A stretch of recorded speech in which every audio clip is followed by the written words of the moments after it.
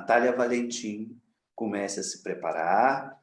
Apresento Natália Valentim como graduanda de Biblioteconomia da Unirio também. Olá, boa tarde. Boa tarde, pode se preparar para você começar a sua apresentação, por favor. Ok. Só um momento que eu vou começar a compartilhar a tela.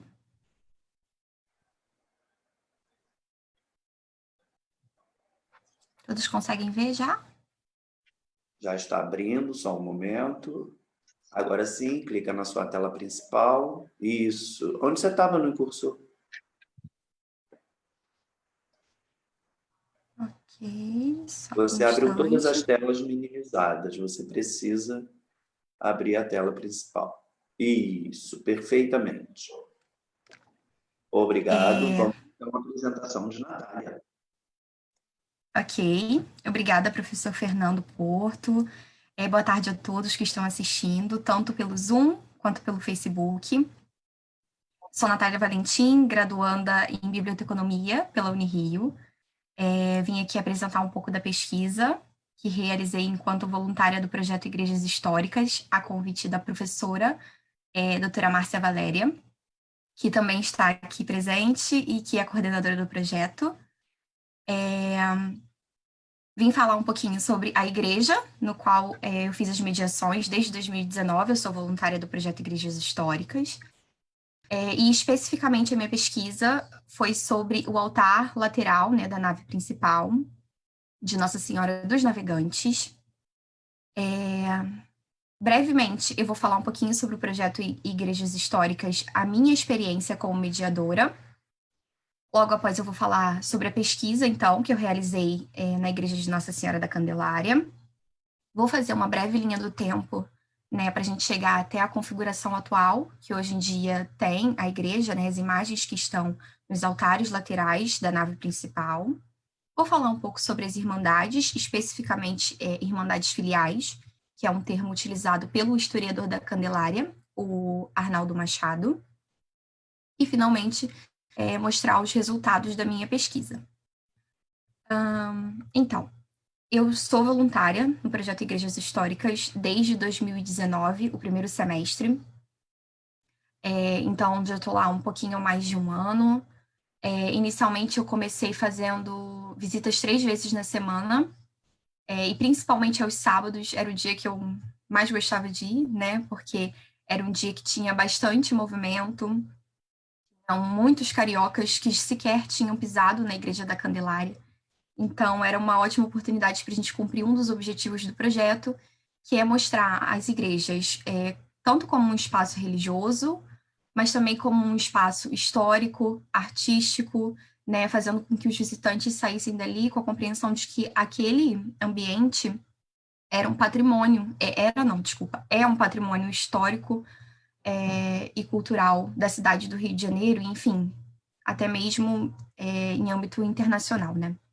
Hoje em dia, o projeto ele está divulgando suas pesquisas pelo Instagram e pelo Facebook.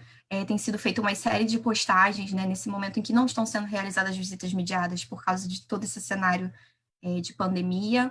Então, semana passada, por exemplo, foram postagens relativas aos batistérios das igrejas contempladas pelo projeto. Essa semana são postagens referentes às sacristias. Então, tem sido bem legal de acompanhar. E falando um pouco sobre a minha experiência, eu separei algumas fotos que eu fiz, né, durante as mediações. Então, dá para perceber que a gente tanto atendia públicos individualmente, quanto grupos, né? Uma das fotos, os senhores conseguem até visualizar que eu tô com apenas uma moça, né? E eu me lembro perfeitamente dessa visita. Ela veio de Portugal, estava visitando aqui o Rio de Janeiro e queria conhecer as portas feitas por Teixeira Lopes, né, que são as portas de bronze da Igreja da Candelária. Então, foi muito gratificante, assim, ver que todas as pessoas, né, das visitas, elas eram muito interessadas, mas algumas especificamente me marcaram bastante. E por ter sido marcada bastante com algumas visitas, foi exatamente isso que me motivou, inclusive, a fazer essa pesquisa que eu tenho como objetivo apresentar aqui para os senhores. Logo na minha segunda semana, como mediadora, eu fiz a visita com 2 senhores. Eles entraram na igreja, né? Eu os abordei para perguntar se eles queriam realizar a visita ali. Perguntei o tempo que eles tinham para realizar a visita, porque eu sempre fazia isso, até recomendação da professora Márcia. E eles me deram um tempo super curtinho, assim. Então, eu fiz o caminho que eu costumava fazer. Apresentei os afrescos de João Zeferino da Costa no teto da nave principal, que falam um pouco sobre a história de fundação da igreja. Apontei bem rapidamente os altares laterais e as imagens que estão contidas nele, porque a Igreja da Candelária é uma das maiores, né, contempladas pelo projeto, então é bastante informação. Falei um pouco sobre as virtudes pintadas na cúpula interna. Falei também sobre as capelas fundas, uma dedicada a Nossa Senhora das Dores e ao Santíssimo Sacramento. E, por último, né, os 4 painéis dedicados a passagens da vida da Virgem Maria e correlacionei um deles com o título de Nossa Senhora da Candelária e encerrei a visita. E aí eu me lembro que eles gostaram tanto, assim, eles eram aqui do Rio de Janeiro, eu me lembro disso, nunca tinham pisado na Igreja da Candelária e eles gostaram tanto que eles me perguntaram se eu tinha mais tempo para mostrar com mais detalhes alguns outros pontos que eu não tinha abordado nessa visita. E aí nós fomos, né, chegando nos altares laterais, eu fui apresentando um por um, falei sobre o altar lateral de São Miguel Arcanjo, São Miguel e Almas, né? Falei sobre o altar de São Manuel, enfim, todos eles. E aí eu me lembro que eles ficaram, assim, encantados, né? Até me perguntaram, poxa, São Manuel, mas eu pensei que fosse qualquer outro santo, São Sebastião, não sei. Nunca tinha visto uma imagem dessa aqui no Rio de Janeiro. Gostei bastante eles falaram, né? Gostei bastante da visita, mas me responde uma coisa. Por que São Manuel que está aqui? Por que São Miguel? Por que Nossa Senhora dos Navegantes? E aí eu fiquei, poxa, também não sei, né? Não era uma explicação que eu tinha com segurança para fornecer naquele momento. Eu sabia que, por exemplo, Nossa Senhora da Conceição era uma imagem bastante recorrente em igrejas históricas por ser padroeira da coroa portuguesa. Então, ela era presente com alguns atributos iconográficos específicos na maioria das igrejas. Mas o restante das imagens eu realmente não tinha essa explicação. E aí eu me lembro que aquilo me deixou um pouco até desconfortável, né? De não ter informação para passar para pessoas que eu vi que estavam tão interessadas. Tudo bem, passou, eu fui para o estágio nesse mesmo dia, e aí comentando com uma colega minha de curso, que também tinha interesse em participar do projeto, ela compartilhou comigo que já tinha achado um livro no acervo da biblioteca em que eu fazia estágio, que falava sobre igrejas do Rio de Janeiro. E aí eu, nossa, um livro desses aqui, né, era a biblioteca da Procuradoria-Geral do Estado, então era uma biblioteca de direito, eu não fazia ideia que eu fosse achar um livro sobre igrejas ali. E enfim, peguei o livro emprestado, trouxe para casa, e aí, folheando esse livro, encontrei uma informação que me motivou mais ainda a fazer essa pesquisa, né? Então foram basicamente 2 motivações. O livro é esse que eu estou compartilhando aqui, a folha de rosto, né? Velhas Igrejas do Rio, de autoria do A.O. Ribeiro. O ano que consta nesse livro é de 1959, né? E aí ele faz uma descrição sobre as imagens que estavam presentes nos altares da nave. Eu até destaquei aí no texto. Eles são destinados à esquerda a Nossa Senhora da Conceição, ok, essa imagem realmente está lá. Sagrada Família, e aí eu já fiquei um pouco, nossa, Sagrada Família? Tudo bem. São Miguel e Almas também tá lá. Os da direita, Nossa Senhora da Piedade, ok, também. São Joaquim e Santa Maria. No caso, ele está se referindo à Sagrada Parentela, né? A família de Nossa Senhora, São Joaquim, Santana e Santa Maria, ainda pequena. E, por fim, São Manuel. E aí eu me lembro que eu fiquei um pouco confusa. Poxa, Sagrada Família, será que ele estava se referindo à Sagrada Parentela? Não, porque ele, logo posteriormente, já falou da Sagrada Parentela. E cadê a menção ao altar de Nossa Senhora dos Navegantes? E eu lembro que eu levei essa questão para a professora Márcia, e aí ela me falou, então é um tema para a gente pesquisar, porque realmente não é uma informação que nós temos, será que essa é a única fonte que fala sobre a existência de uma imagem da Sagrada Família? Será que tem outras? Vamos pesquisar e vamos descobrir isso, né? Então, para fornecer informações até mesmo mais assertivas para os futuros mediadores da Candelária, é que foi feita essa pesquisa, né? A justificativa disso tudo é o fornecimento dessas informações, porque existe, claro, um treinamento, um texto, né, interno que é fornecido para esses mediadores se prepararem bem para as visitas. Então, a partir dessa fonte do Al Ribeiro, nós utilizamos 3 outras fontes principais para a pesquisa, né? Que foi o livro do professor historiador Arnaldo Machado, né? O historiador da Candelária, o livro Candelária, Aspectos Históricos, Arquitetônicos e Artísticos, o Jornal do Comércio, né? Consultando as versões dele, sua data de fundação, existente na Hemeroteca Digital da Biblioteca Nacional, e também foi utilizado o acervo digital do Museu Histórico Nacional. Então, agora a linha do tempo, né? Bem brevemente. Em 1609, nós sabemos que o casal Palma, né? Antônio Martim da Palma e Leonor Gonçalves chegou no Rio de Janeiro, né? Após a promessa, enfim, para os mais interessados, quando toda essa situação passar, podem ir fazer visitas na Igreja da Candelária para entender um pouquinho melhor da história. 1634 teve a criação da freguesia da Candelária, né? A segunda do Rio de Janeiro, a primeira era de São Sebastião. E em 1699 é a data registrada no primeiro compromisso da Irmandade, a data também que se aceita como a data oficial de instituição da Irmandade do Santíssimo Sacramento da Candelária, e esse documento foi o que eu trouxe aqui para os senhores visualizarem na tela. 1710 teve uma proposta de reedificação da igreja primitiva, porque ela já estava num estado de conservação bem ruim, mas 60 anos depois dessa reedificação, ela já estava precisando de novos reparos, e aí que veio, né, a proposta de a fundação de um novo templo. Mas antes da fundação de um novo templo, que no caso o lançamento da pedra fundamental foi ocorrido em 1775, nós já encontramos no Museu Histórico Nacional uma fonte que fala sobre um altar lateral dedicado a Santana, padroeira dos moedeiros. Né, eu separei a fonte aqui para os senhores visualizarem também. E lá embaixo a gente consegue ver que era um costume antiguíssimo, né? Já em 1737 era antigo, venerar anualmente a Senhora Santana, colocada na freguesia de Nossa Senhora da Candelária nessa cidade. Enfim, tinha um altar dedicado a essa imagem lá. Então, a gente está fazendo agora o caminho tanto da igreja quanto das imagens, a configuração das imagens atuais. 1785, como eu falei para os senhores, foi a cerimônia de sagração da pedra fundamental do novo templo. Em 1811, foi a inauguração parcial, feita na Igreja da Candelária, com a presença de alguns membros da corte, e aí no relato dessa inauguração parcial, a gente consegue visualizar o relato da transladação de algumas imagens. Então, a gente confirma que já tinha, por exemplo, uma imagem de Nossa Senhora das Dores, uma imagem da Sagrada Parentela, São João Batista, São Miguel, São Manuel, São Crispim e São Crispiniano.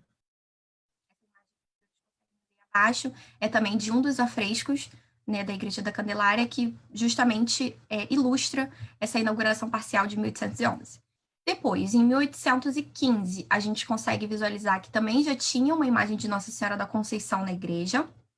Em 1844, já tinha uma imagem de São Miguel e Almas, né? E aí, no livro do historiador Nereu Cavalcante, O Rio de Janeiro Setecentista, a gente consegue visualizar que essa irmandade foi fundada desde 1733. Uma imagem referente a Nossa Senhora das Dores, também com relato de fundação desde 1780, mas essa imagem que eu trouxe para os senhores é retirada de uma notícia, né, do Jornal do Comércio, de 1846, que fala que a imagem, nessa época, era uma milagrosíssima imagem que foi sagrada em Roma pelo Santíssimo Pontífice Pio VI. Então, todos esses relatos que nós encontramos foram sempre falando sobre uma festividade, sobre uma missa de sétimo dia que seria celebrada num altar específico, sempre dessa forma que nós encontramos esses relatos. Em 1865, então, a gente sabe que já existia uma imagem de São Manuel. Em 1883, fala sobre o altar do Santíssimo Sacramento. E em 1898, finalmente, a inauguração solene da igreja, né? A inauguração foi presidida pelo Dom Joaquim do Arco Verde, que viria a ser o primeiro cardeal da América Latina. Nós temos a mesma descrição dada por A.O. Ribeiro, em 1959, com alguns acréscimos, como, por exemplo, uma imagem do Senhor Jesus Cristo morto. Né? Então, nós até chegamos a cogitar nesse estágio da pesquisa que a imagem, então, teria sido trocada após a década de 1960. Mas não foi bem isso, né? Nós vamos visualizar isso já já. Só para confirmar, a última imagem, né? Que monta, então, todo o conjunto escultório dos altares laterais existentes atualmente, é uma imagem de Nossa Senhora da Piedade, que chegou em 1898, e que veio diretamente da Europa, né? Os senhores conseguem visualizar direitinho aí na imagem que eu coloquei, era até com mais de 600 quilos, enfim. E em 1898 ainda, a gente já teve as pistas de que realmente houve uma aproximação da Irmandade do Santíssimo Sacramento da Candelária, juntamente com a Irmandade de Nossa Senhora dos Navegantes, que no caso era Nossa Senhora dos Navegantes da Marinha Nacional. Essa notícia, não sei se os senhores estão conseguindo visualizar direito, mas eu destaquei a parte que fala sobre as mesas administrativas, enfim, entraram em contato, se encontraram para solenizar uma visita oficialmente. Então, portanto, a configuração atual das esculturas é a seguinte: do lado esquerdo, Nossa Senhora da Conceição, Nossa Senhora dos Navegantes e São Miguel. E do lado direito é Nossa Senhora da Piedade, a família de São Joaquim e São Manuel. Então, a nossa questão teve a troca de um altar da Sagrada Família, que é a fonte do A.O. Ribeiro, pela imagem de Nossa Senhora dos Navegantes? E aí a gente teve certeza da troca, finalmente, quando consultamos o próprio livro do Arnaldo Machado, que ele fala, né, alguns anos à frente da inauguração solene de 1898, as imagens da Sagrada Família foram remetidas ao educandário Gonçalves de Araújo, onde se encontram no altar da capela do estabelecimento, que foi fundado e administrado pela Irmandade. Né, o educandário, como está bem explícito aqui na notícia, ele é de administração da própria Irmandade. Enfim, a gente precisava ainda responder a questão de por que aconteceu essa troca, né? Essas inserções e substituições. Porque, inclusive, aqui na apresentação, eu trouxe informações de que, por exemplo, São Crispim e Crispiniano estavam presentes na inauguração parcial. E, hoje em dia, eles não estão presentes mais no acervo exposto da Igreja da Candelária. Então, por que acontece isso? Né? Então, conforme eu falei, algumas devoções já eram recomendadas, né? Por exemplo, Nossa Senhora da Conceição. São Miguel e Almas também era uma devoção recomendada, conforme a Jéssica até já tinha citado, as constituições primeiras do arcebispado da Bahia falavam que regiam, né, a Igreja Católica aqui no ultramar, no caso no Brasil. Recomendavam uma devoção especial à Nossa Senhora, ao Santíssimo Sacramento, né, a Jesus Cristo, e também a São Miguel e Almas, né, e as almas do purgatório. Mas as outras ainda continuam sem justificativa. E aí foi consultando justamente o livro do próprio Arnaldo Machado também, né, que foi uma fonte preciosíssima nessa pesquisa. Nós entendemos que existia uma espécie não, ele dá nome a irmandades filiais, né, que são irmandades, claro.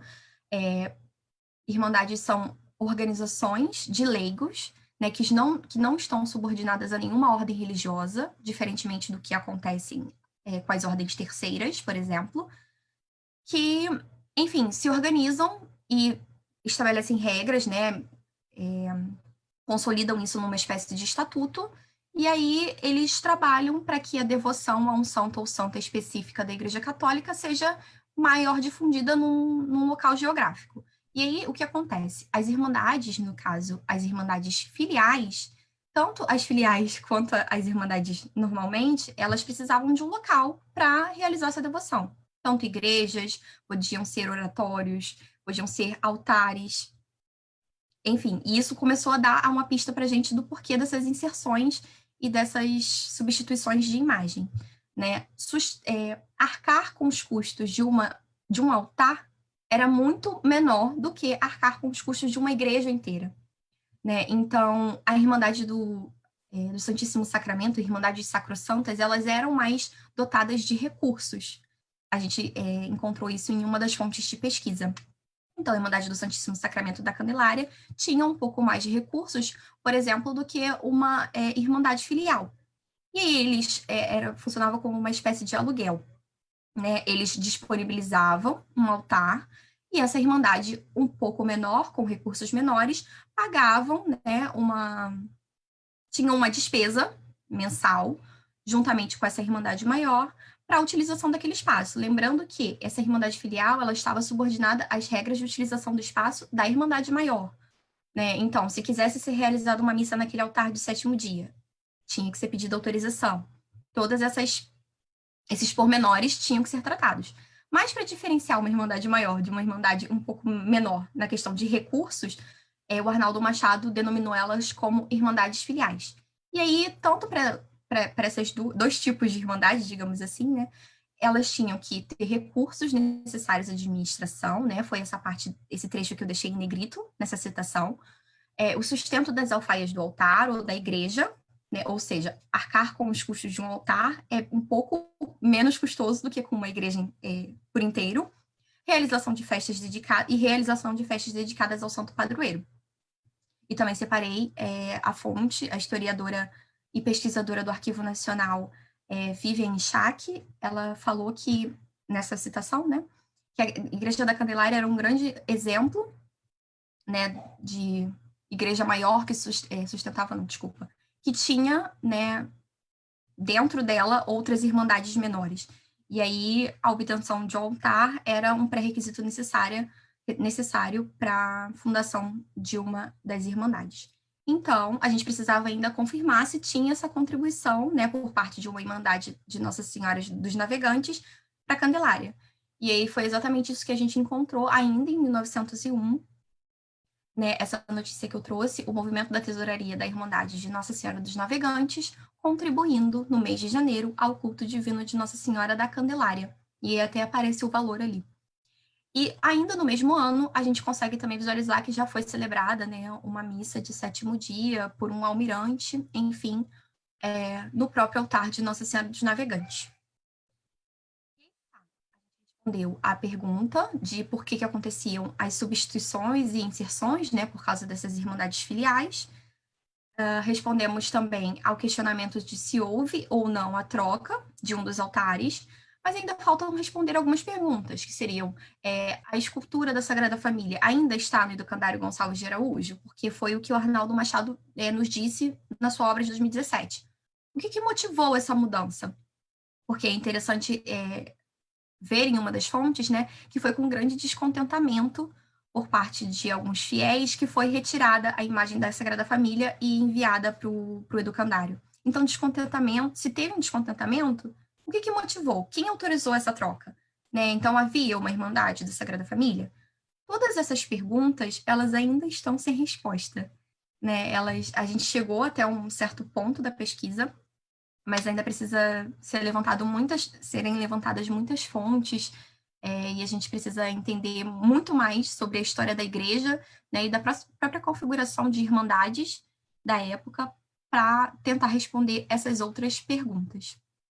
E já encerrando a minha apresentação, eu separei essas duas citações que eu gosto bastante, né, que eu, enfim, encontrei também lendo livros para essa pesquisa, né? Uma delas é do José Victorino de Souza, também tem uma obra muito de peso, né, quando se fala de Candelária. E ele fala que a Candelária ela é um livro de pedra em que tantas gerações gravaram seu nome. E separei uma outra também, já no prefácio mesmo do Arnaldo Machado, que a Candelária é um monumento da cidade, um documento dos tempos passados, dos desejos e mentalidades, das aspirações e dos medos dos homens daquela época. E já finalizando, eu agradeço mais uma vez, né, o convite para esse ciclo de palestras em que, enfim, já tiveram presentes tantos profissionais que eu admiro muito e até mesmo para parabenizar pela iniciativa, de mostrar, de trazer um pouquinho para perto das pessoas, né? Que a gente sabe que atualmente a maioria das pessoas não estão conseguindo ainda ir às igrejas, trazer um pouquinho das igrejas, da arte sacra, né? Da arte religiosa, para um pouco mais perto de nós. Agradeço bastante o convite, a paciência, espero que eu tenha conseguido ser clara.